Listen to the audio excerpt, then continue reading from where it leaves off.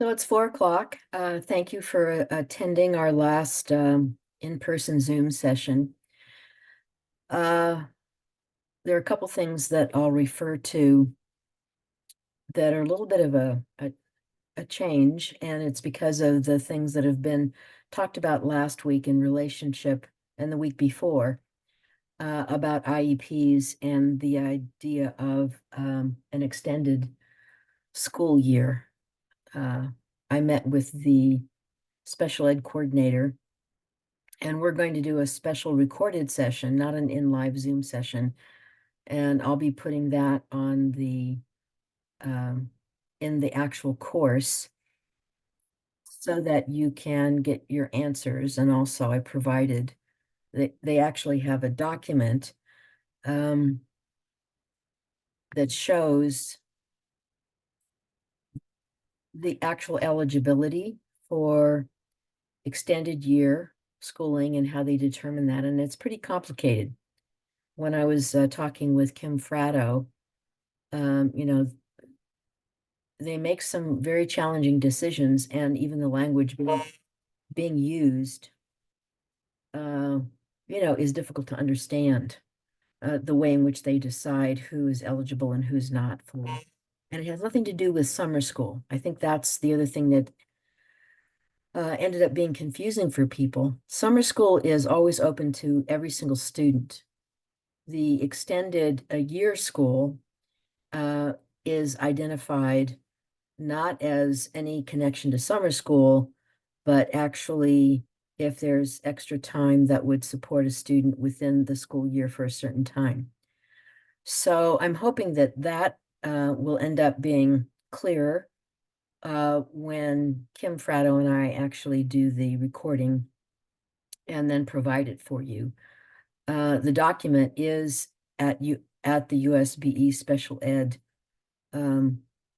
resource, and I'll show you where you can actually find that, and we'll look at that. Today we're going to finish the last two standards. And again, make sure that if you have something to share that's relevant related to any experiences that you're having. We've had great conversations, and all of these are recorded. It does take time for it to be posted because our USBE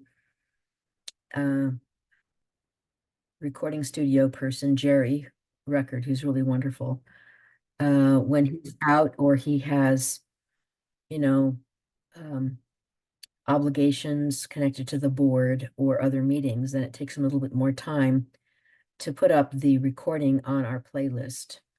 But by the time we finish and we have the additional support from the special ed department, then everything will be up and available for you. And again, just so you know, the Canvas courses, I really focus on the first and the second modules because I don't have time to keep going back and forth, back and forth, back and forth and looking at all the modules. So I'm focusing on module 1 and module 2 to give everyone a chance who's registered to use the rubric and make sure that their responses to the questions are thorough, comprehensive, and that they're reading other people's posts, because that's the whole point, of having a learning community, is that we read each other's comments and see what they're thinking and see what their experiences are, get to know, who they are. So I'll stop for a minute and see before I share my screen and finish off the last two standards with the ethical principles and the objectives. Do you have any questions about anything, clarifying questions or anything? Sonia? Yes, hi. This is Sonia from Alpine School District in Utah County. Just a quick question. In regards to your next cohort, how are you, how can do we give you names? How is the next cohort recruiting process going to take place? Okay, so let me tell you that some of the things that I found interesting when I was recruiting the first cohort. The applications won't be available until October 15th is the final date when your certificates are sent to you, your official certificates, right? And then the RFP went out, and we have companies that are now bidding so they can do the advanced coursework. The people who will be eligible for the advanced coursework and the advanced training of trainers will be those people who have successfully and thoroughly completed all the work that's related to training in the modules here, in the Zoom sessions and the modules and their responses, and then a new application for the advanced coursework. The regular application will be sent out in November 1st. And it'll be to all the districts and to all of you on the list. Because what I actually found out last time was that when I sent them to districts, they didn't actually end up getting to the right people. So I'm not going to do that anymore. I'll include the districts, obviously, like all the ALS people, and probably the Title I people, but and all the other organizations and family literacy and all of that, the adult education people, they were really good at recruiting people. But what ended up happening was the applications got stuck at the district level. And the only thing that ended up happening is in some districts, instead of getting them directly from the applicant, they were siphoned through the district, which I don't really want that. I mean, I want a direct connection to all those people throughout Yeah. the state who are committed to being interpreters. And so you'll get the new application for the next cohort. Okay. I'll include it, all the 117 people that I have on my list.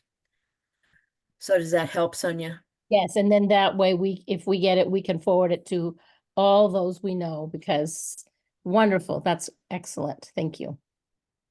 Yeah, I try to learn from every experience I have. And so when I saw that happening, instead of reprimanding people, which never helps, or, harassing them about why didn't they do this, I just think of different ways to create more equal opportunity and access, Mhm. right? Because we want a wide range of interpreters for the level 1 interpretation course. Okay, So thanks for asking. thank you for your response. You're welcome. And of course, the other thing is I rely on all of you to recruit people and talk about all the things that you've learned and how that's made a difference for you. Even though, I know it's a big commitment and it's very challenging for so many reasons. But the kinds of conversations that we've had in the Zoom sessions has been really important in helping me reach out to other departments at USBE for the kinds of issues that you bring up that generally they have no idea about. They just don't have any idea, and it's not their fault. It just there's no open communication to the experiences that are happening actually in the schools and the districts, and then how that gets communicated to USBE.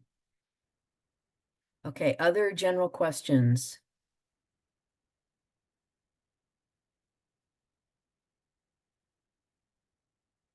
So I'll just say it's nice to see so many people here.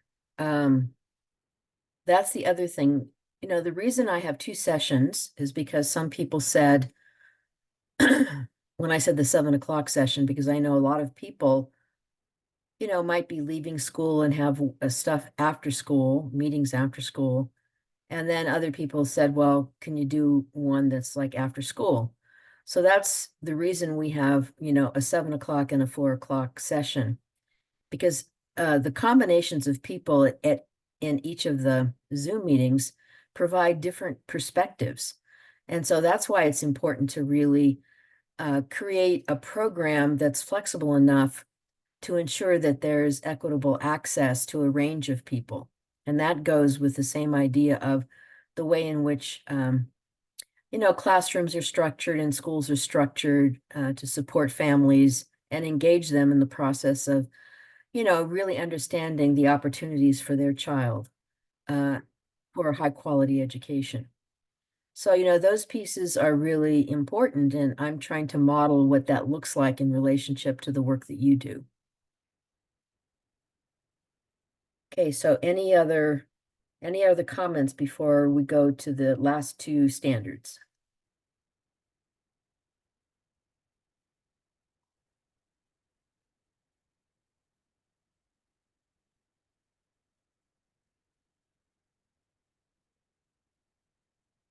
So Sonia, do you see this?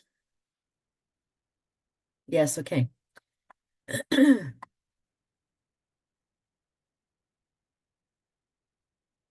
Okay, so this standard is standard 7. There are 8 standards, and this is professionalism. And the reason I really appreciate all the standards, because we've actually learned so much in relationship to, you know, how to take care of yourself and the way in which interpreting, you know, is a really challenging experience, based on, you know, the emotions that we have when we're interpreting and families don't really understand what's really being communicated. So professionalism is, you know, all the previous standards really focus on this idea of what it means to be a professional, and the fact that you'll have a certificate from USBE and that you've gone through the first level of training, you know, I think is really important. Someone emailed me and said, you know, is there an obligation? How long is the interpreter's certification? Um, you know, do you have to renew it? No, once you have a level 1 certificate, no, you don't have to renew it. Uh, but you'll see based on the professionalism that, you know, there is a way that you can continue to grow. And this is about, you know, you personally being a professional. So again, this is about, you know, an interpreter acting in a professional and ethical manner. And of course, we've gone through all these standards related to confidentiality, um, you know, to accountability, um, to, you know, respective persons, no matter kind of what their viewpoint is, or the emotional tension that happens when difficult situations come up. So if you look at the objectives, it's maintenance of professional conduct and comportment, which comportment is really is like a strange word, but what it actually means is your demeanor or how you present yourself. So comportment is really this idea of, you know, maintaining a professional demeanor no matter what is going on. And as I've shared with you, oftentimes, you know, I have to practice that myself because sometimes the things that are said to families and children, you know, are really not in their best interest. And so then I have to figure out how to work with people who might have a more narrow view of what's available for students learning English. Okay, so here's an objective. Behaves in a manner consistent, again, consistent with the standards, right? The standards that we've already gone over, the protocols and procedures of, you know, whatever school district and whatever school that you're working in, right? Because they're providing, that agency is providing interpreter services, and by state law, they have to do that. And I don't know how we're going to continue to make sure that every single district informs every single school about HB 302 and the requirements for developing a language access policy. You can help with that, but at the same time, it's really the district's responsibility to not only get the language access policy approved, but make sure that all schools and administrators and teachers understand the obligations of ensuring access to a language that students and families understand. Again, the interpreter performs duties unobtrusively. So this goes back to the idea of, yes, your job is incredibly important, but you're not the center of attention, right? It's actually the purpose of what the meeting has been called for with the team for purposes that are related to the advancement of the student's benefit and family's understanding.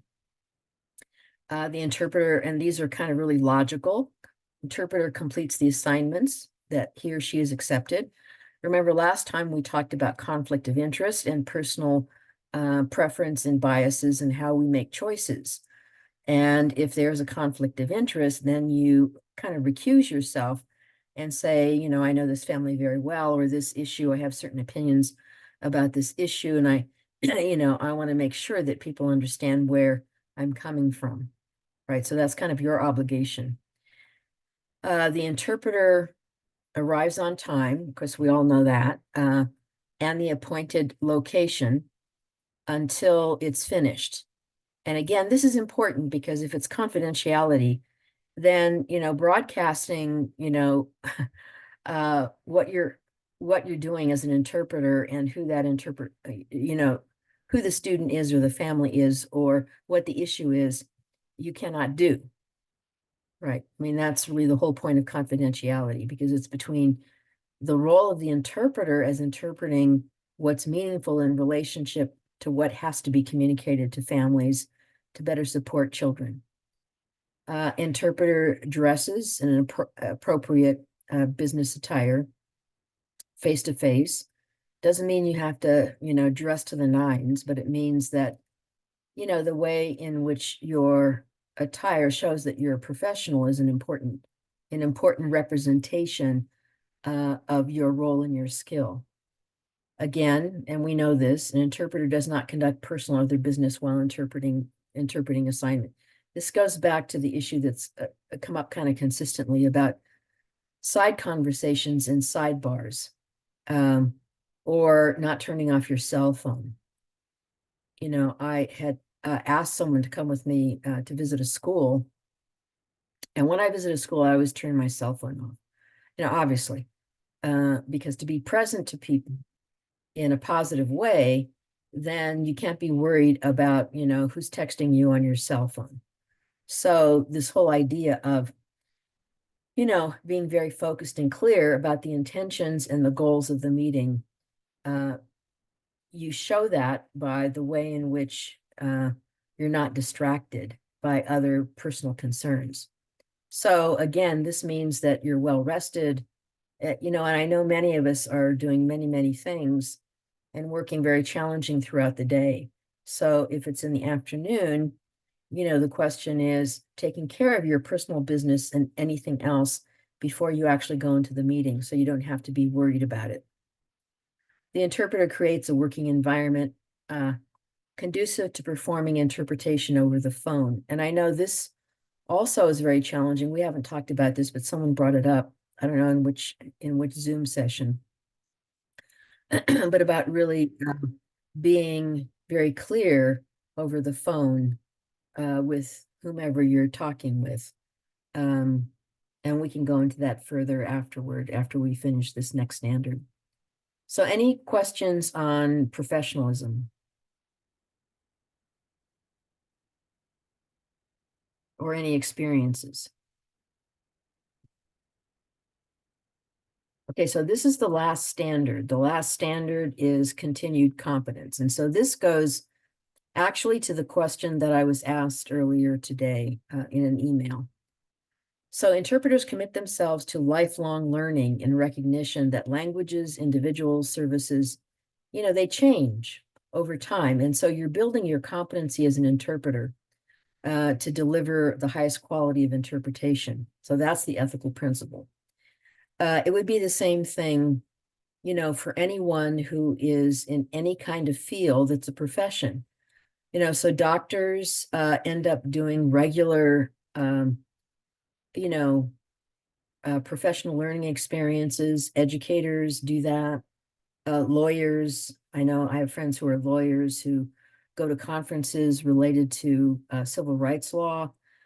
You know, so this is this ongoing idea of how you're a lifelong learner in relationship to the things that you've assessed yourself on. And that's why in the modules, I have you look at these objectives and standards, identify the things that you're strong at and the things that you want to work on, you know, and keep this professional learning plan for yourself to increase your abilities and your capacity to be an excellent interpreter. So what's the objective? Again, the goal is a high level of competence, demonstrating your skills, your training, maintenance and improvement of those skills. And so remember, the whole goal is the way in which we create lifelong learning opportunities for us to become excellent in the work that we've chosen to do. The interpreter takes available courses and examinations to obtain accreditation or certification. Okay, so once you successfully finish and submit all your work, then you'll actually have a USBE certificate, but it's related to educational situations in the that's designated by the Utah State Board.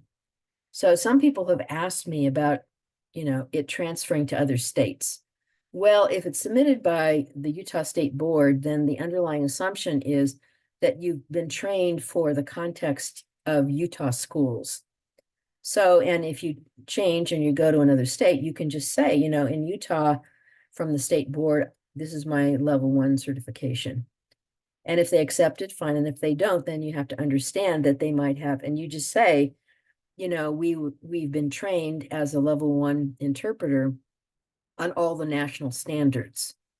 And we, completed, a 10-week course. And so you have all the evidence to show what you've actually achieved. The interpreter maintains and expands skills. It's kind of the same thing through self-teaching, formal and informal continuing education. I like this idea of self-teaching, and the reason is that when you set personal goals, you know what you want to work on. It's not like somebody like me or somebody else telling you what you should work on. Now, the reason this is important, it connects to the next objective, which is that you can seek feedback and practice self-evaluation concerning your own performance. So, after the meeting, you can debrief with the administrator, the person who called the meeting, and you just say, how do you think that went? Where do you think I could improve? And so this is about the kind of behavior of someone who's constantly learning. When I take courses for writing, my writing is the Stanford courses that I take. The assignment is to write 5,000 words. And so you submit the 5,000 words, and you have a group of like 6 people and the Stanford professor giving you feedback on every single thing that you've written, what works, what doesn't work, what they're confused about. And so the feedback, that you receive is incredibly important. And if you wanted to, you could even do your own feedback questions based on the standards or based on the standard that you're working on, the objective that you're most concerned about. You could say to the administrator, I'm I'm kind of self-teaching and I'm working on this through self-assessment and self-evaluation. And so I would really appreciate your feedback on this. Right, just one thing, don't overwhelm them. So these are great examples of how you can continue your learning and control it yourself based on what you're ready to learn, instead of somebody else telling you what you should be learning. And the last one is the interpreter is prepared to demonstrate her or his certifications, accreditations, training, and pertinent experience. So, I really suggest that you online, you look up resume and you develop an interpreter resume that shows your experiences, your training, your certification, all of these things that are really important. Okay, now we're going to look at module 10 briefly. Dr. Estrada, can I ask a question? Sorry, I Sure. don't have a hand. So I was just wondering, is there some kind of proficiency level a person should have in in a language, Spanish, being one of them, but before they can be an interpreter or have the interpreter certification? No, typically what happened, the way I looked at it is, everyone who applied had at least 1 or 2 years interpretation experiences. And for me, that ends up being really important. It's not about giving you a test on how proficient you are in Spanish or whatever. That's kind of, from my point of view, it's very old-fashioned. But one of the things that the advanced certificate people and all the companies have asked is they've actually asked the level of English proficiency, not Spanish proficiency or the language that you're interpreting in. And the reason they're asking that is, as you know, whether it's legalese or whether it's, court language, the language of education is really challenging in English, let alone Spanish. And so when I responded, I said, typically, even for the biliteracy seal that Utah gives, the standard for language is a medium level or high level, right? And that's kind of the consideration related to, but it has nothing to do with your proficiency in the language you've already been interpreting, which is Spanish or whatever, because your experience, you've already been doing that. The question is how proficient the person is in the English language. Does that help you? That helps a lot. Thank you. I appreciate that. Oh, you're welcome. So the final assessment on the 8 standards, please be thorough in your response. A 1-page essay on the following 2 questions. Which 2 of the 8 standards do you feel most confident and why? Please refer to specific objectives. See, in this, every module prepares you for this last essay. On which one standard do you need to work and why? Please refer to specific objectives. Now, the reason this is actually in an essay, a 1-page essay with 2 questions, is to see the way in which you're using English language to express, right, the things that you want to work on. So that's one of the reasons why the final assessment is not like a true or false or multiple choice. It's nothing to do with that. It has to do with your ability to write a very clear 1-page essay. And I actually suggest that you get feedback from somebody so that when you upload the final essay, that it's grammatically correct, it's very complete, it's very thorough. And in the final module, it tells you it'll be like, double spaced, at least 3 paragraphs. So all of that will be really clear for you. So the goal is to create a final assessment based on everything that we've talked about and everything that you've learned in the Canvas course. Okay, so what questions do you have?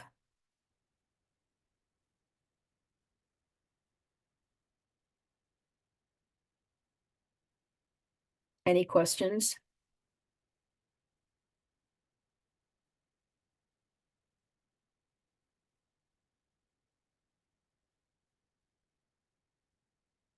Okay, so we have about 30 minutes. So would you, I'm going to close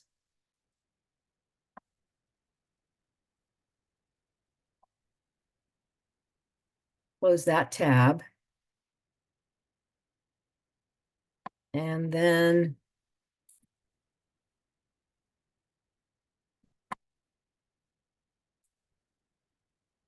anyone would like to share an experience before I share my screen again for the for the special education issue related to extended school year and what that means. Sonia. Yes, hi. So this week, actually, I think just yesterday, I had an experience where I was in communication with a parent who has been asked to get immunizations for their students. And this is a Spanish-speaking parent. The nurse doesn't speak any English, any Spanish, And some of our schools, we know, don't have the full staffing or adequate staffing to communicate clearly. And it brings me to a thought that perhaps our nurses don't even know about Proprio, which they need to. But anyway, the nurse had been getting the parent to, had been encouraging the parent to just have your kids exempt, then you don't have to worry about the immunizations. But the parent didn't want to do that. Anyway, in short, basically what ended up happening is I knew that the parent was going to take the kids back to school because apparently these are McKinney-Vento students, by the way. And apparently they weren't in school for a whole week because they didn't have their immunizations, and you can't really do that with these kids. But anyway, what ended up happening is apparently when the mom took the kids to school, the nurse was there. Nobody speaks Spanish or was able to clearly communicate with her. And apparently the nurse, after that happened, I called the parent to follow up. How did it go when you went to the school? She said, the nurse gave me, she gave me a video and she gave me this thing to sign. So, and I already have my appointment to get my kids to get their immunizations on April 12th. I was like, okay, wait a minute. Did anybody explain to you what that video is about and why she wanted you to sign that? That is for an exemption. And she's like, well, no, she just told me to do it. I was like, okay, you need to understand clearly what that means. And I proceeded to explain to her, basically the nurse told her to do that, but that is for an exemption process. And that was not communicated to her at all. And so I was telling the parent, it's up to you. If you do that and watch the video and sign that paper, your kids will be exempt. Is that what you want? Oh, no, I want my kids to be immunized. Okay, then I don't recommend you doing that. But I just felt so bad that I had to call her up and follow up and make sure everything went okay, which it really didn't, because no one was there to clearly explain to that parent what she needed to do or what she was given to do. Yeah, well, this is another example of districts not making sure that Yeah. schools understand the language access policy. So that's like a huge violation of state law right there. Yeah. So the question ends up being, who are you going to bring this up to? Are you going to bring this up to the administrator? Yes, first of all, the supervisor of the nurses needs to know, hey, to communicate to the nurses, when you're encountering with families, if they don't speak English or Spanish, or if the nurses don't speak Spanish and the families don't speak English, use Proprio. Or, have adequate staffing that can help interpret or what have you. It's also, I think, an administration awareness as well. And that was going to be my question to you, actually. I think we're answering it right now. Who do we get to just have a megaphone to tell everybody you need to do this? It has to be the administrator. I'll give you an example. At Utah International Charter School, they had the public health people come in, and they immunized everybody. Oh. Based on the records, because they're all generally they're all refugee students, right? Okay. So it's the job of the administrator as well as, and I'll bring this up to the USBE nursing people and also the McKinney-Vento people. It does not help when the only option given to families is that they're exempt from immunizations. That's not even healthy. No, yeah. It's putting the child in danger of becoming, I mean, that's why, schools have had outbreaks of measles. Yeah. I mean, that is, to me, that is just like a flagrant disregard for the health of a child. Yes, it is. I agree. And I just think that she's trying to, because these nurses, who doesn't have compliance things to do? And all she was worried about making sure that everybody was compliant so she can check that box. That's not what it's about either. So I agree with what you just said. Yeah, and I I'll actually address this in an announcement in the Canvas course because the Assistant Attorney General and I, quite a few years ago, went to the Public Health Department, and they have a whole process for immunization related to refugee students as well as immigrants and all of that. And so we have a web page that talks about, and it's on a UEN that talks about immunization and gives you resources. So I'll make sure that I include that. Okay. And thank you for bringing that up. Welcome. Anyone else? Can I speak? Yeah. Sorry. Yes, I don't know if somebody raised their hand. I'm using my phone. This is Patty from Ogden School District. Leading the comments that previous participant, or I can remember her name. Sonia. Sonia, thank you. It's just a comment. I hope you take it as a comment, a little frustration probably. And it's really hard for us when we see things like as Sonia sees, who to approach is not to be afraid. It's not to, I don't want to say anything to create more problems. It's the problems that we have when we address things like that. Sometimes they take it in the wrong way. And I don't know. I mean, like I say, this is a comment, it's not a complaint, but because we work with people every day and we work with them closely, and sometimes when you make comments like that, they take negative in the negative way. They take it like you don't want to like a burning bridges either. It's really hard for us sometimes like a constantly use proprio. Make sure like they understand. Now I can tell like, hey, we have a law. We have the HB 302 that we need to, continue and reinforce. And it's a point that we get, or at least myself, into a point, Crystal, that is really frustrated when we see things like that. Very unfair.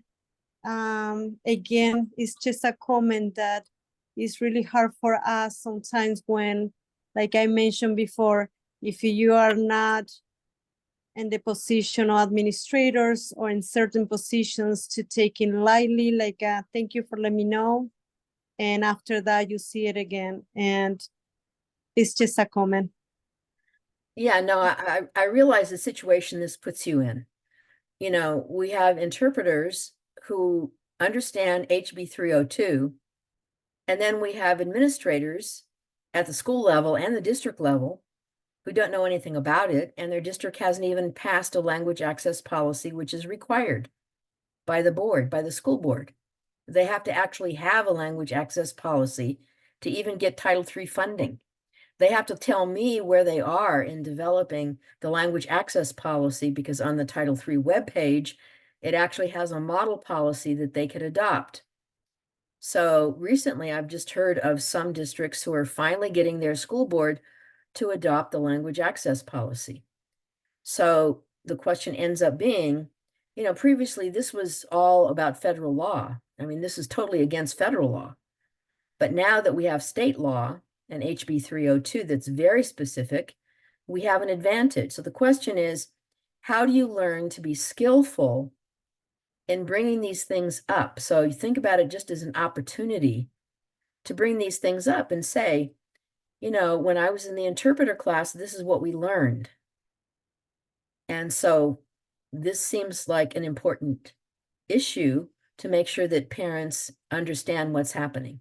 That's all. And then it's the obligation of the administrator. If they do it and then they, regress and they do something again, generally people do things that they think are the most convenient for them. They don't think about the consequences, right? The fact that you and I and everybody who, everyone who's being trained as an interpreter is thinking about these consequences is really valuable. And yes, people feel shy about bringing things up to the person who's in charge, but the question ends up, this is your role as an interpreter now.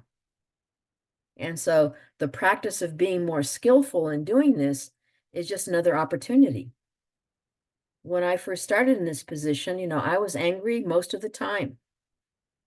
I mean, I remember when I was hired about 25 years ago as a director in Salt Lake City School District.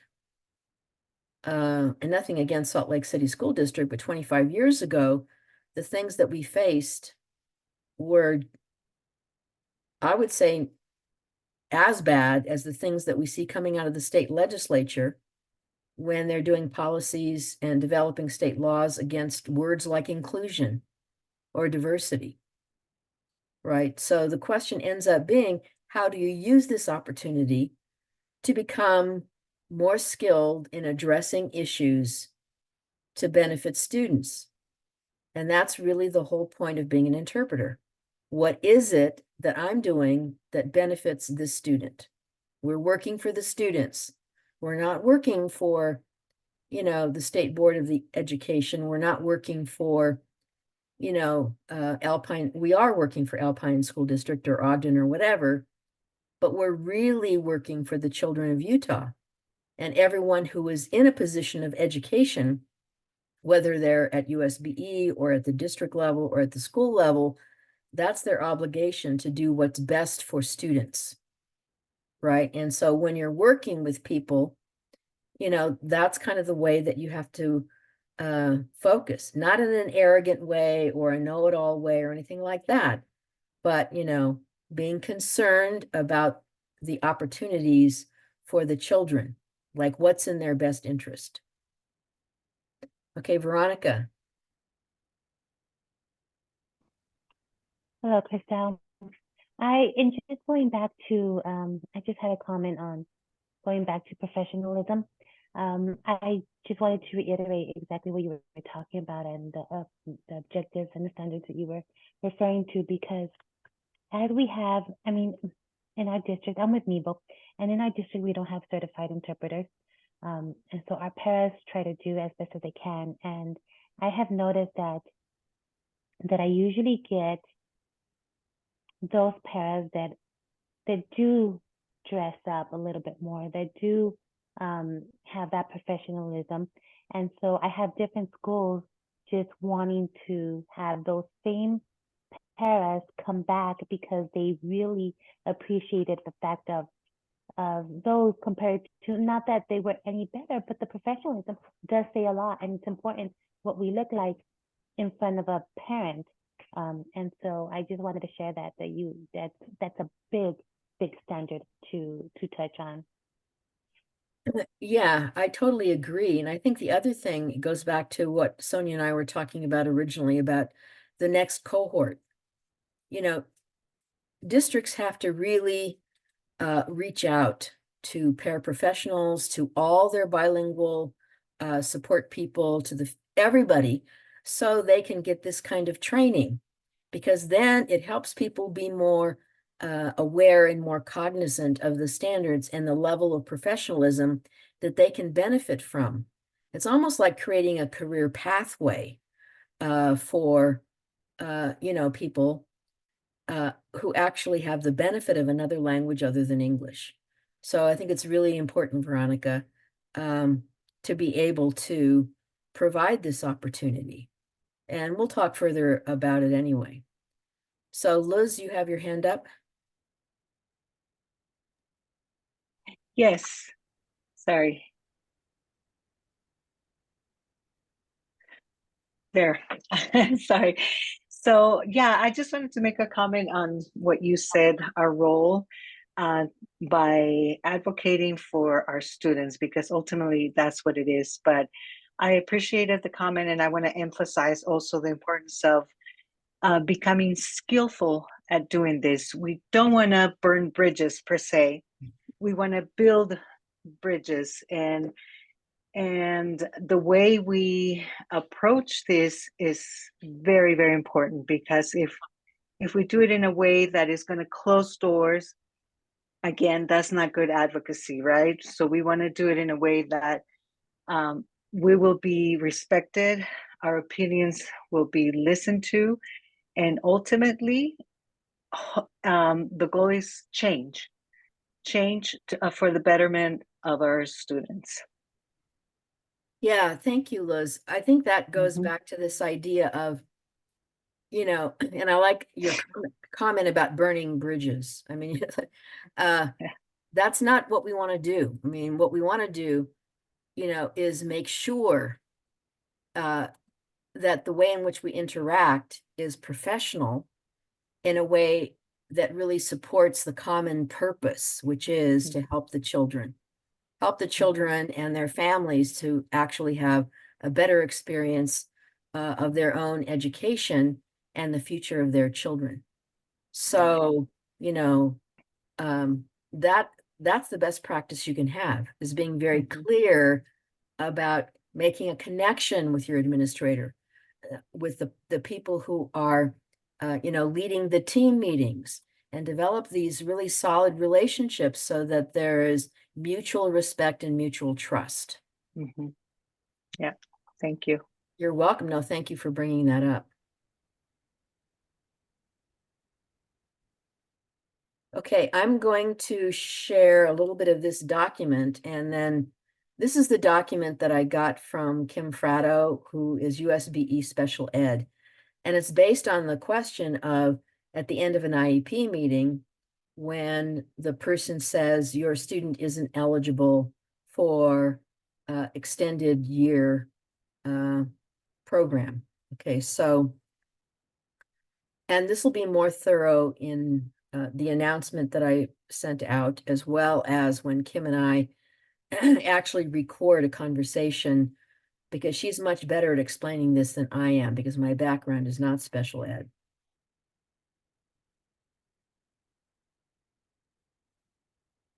So can you all see this?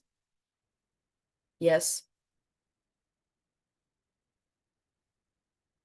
Okay, so I've sent a link to this, and you can also download it as well. And it's at the USBE Special Ed website. It says Special Education Services, and it's extended school year services, extended school year. Now, I'm just gonna show you that this is technical assistance, and it's a really important thing, because the question came up with the family that they didn't understand why their student wasn't eligible for extended school year services. So remember, this has nothing to do with summer school. Summer school is open to everybody in general. And if you look at the table of contents, you'll see that it's connected to the state board rule. It'll explain, like, what is the purpose of the services, and then who may be eligible, and how do IEP teams determine whether ESY services are necessary. When can they be delivered? So you have all the questions that you need in this document, which is incredibly important, especially since when you're interpreting in an IEP meeting, and the end of the meeting related to the goals, the learning goals of the student, and it comes up and says, no, your student isn't eligible. And then there's no way to explain why they're eligible or why they're not eligible. And so this document is really important. And when Kim and I talk about these things, and then we post it in the Canvas course, you'll get a better idea. And you'll get to meet Kim, who's really wonderful, and I love to work with her.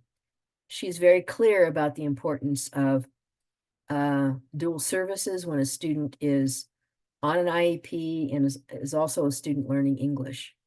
So this covers pretty much all the questions that we had for the last 2 weeks related to, what does that really mean in an IEP meeting?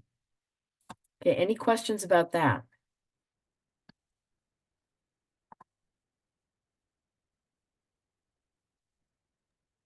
Christelle, Yeah, Veronica.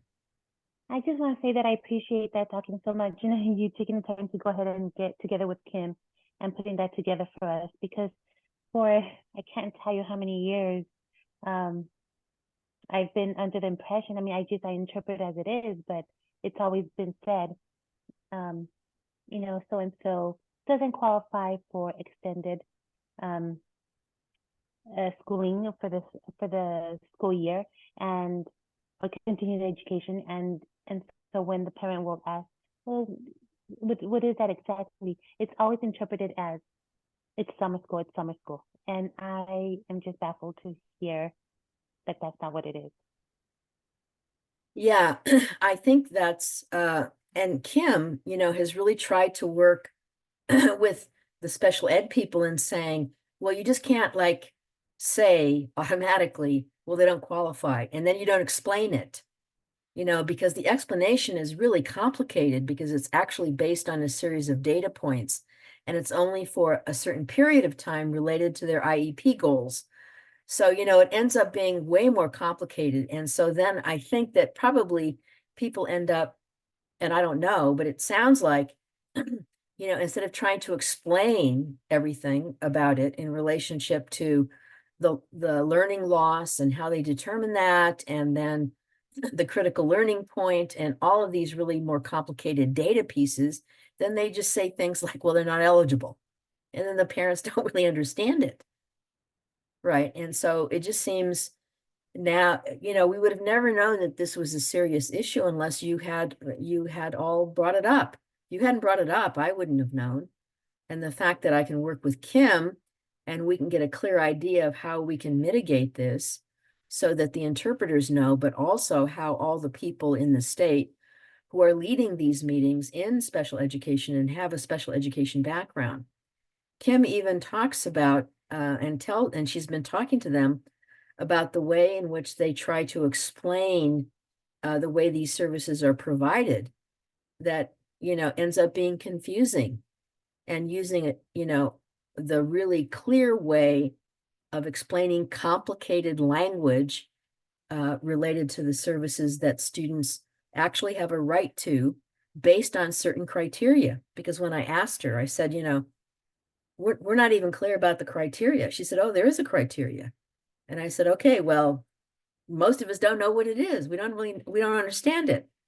So now when we are getting together and talking about this, we had a great session informally. And then I said, well, let's just record this conversation and make it available to all the interpreters and the document so that you'll be able to download it and go over it and understand it.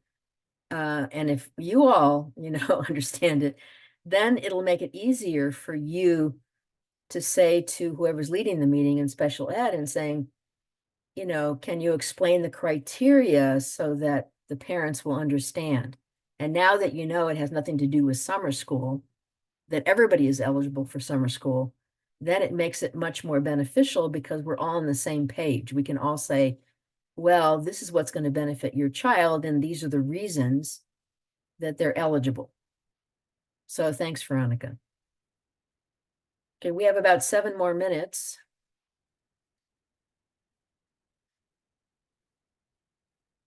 So I just want to say this has really been fun for me. I love seeing all of you.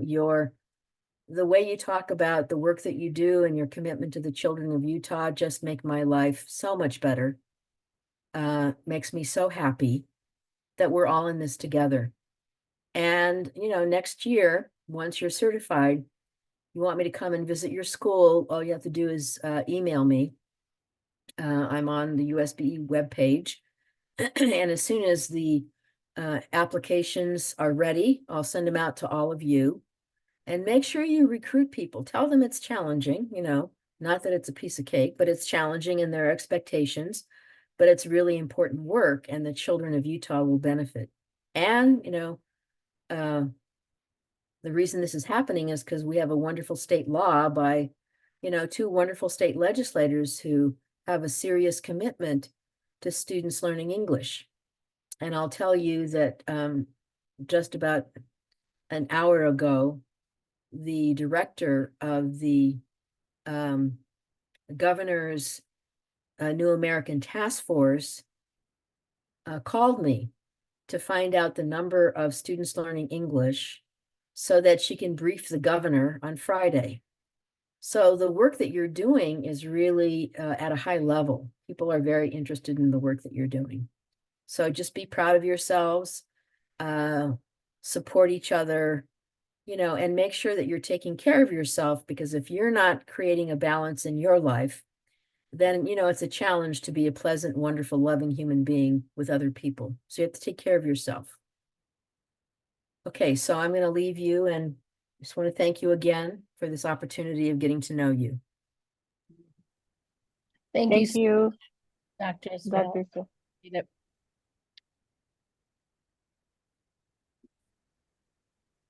Thank you.